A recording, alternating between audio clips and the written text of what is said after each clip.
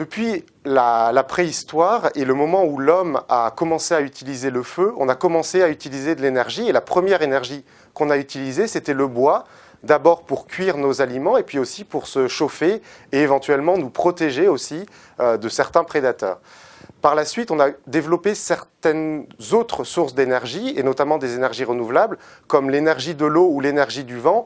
Et ça, c'est par exemple les moulins qu'on utilisait pour moudre le grain, qui, avec leurs grandes pales, nous font penser aux éoliennes qui peuplent nos paysages aujourd'hui.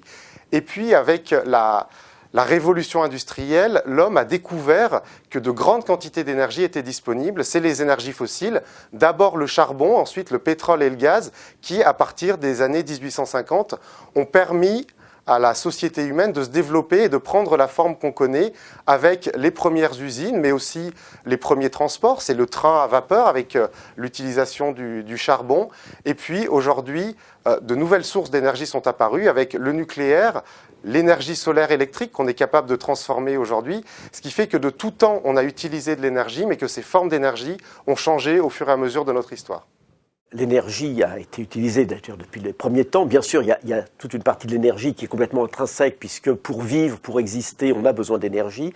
Mais si on fait abstraction de tout ce qui est lié à la physique et à la biologie propre, l'énergie en tant que ressource qui permet le développement des sociétés, on commence à l'utiliser effectivement, c'est avec le feu, mais très vite, la traction animale est venue se substituer. Mais avant même de parler de traction animale, les premières sociétés se sont développées de façon assez, comment on pourrait dire, assez sévère, en utilisant la force humaine, c'est-à-dire à travers l'esclavage, une des premières ressources et qui a permis à nos grandes cultures de se développer.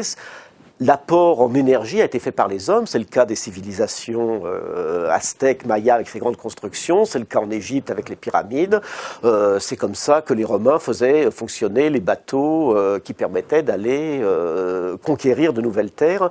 Et là aussi, c'est pour ça l'énergie est complètement, comme on dit, consubstantielle en fait au développement de la culture humaine.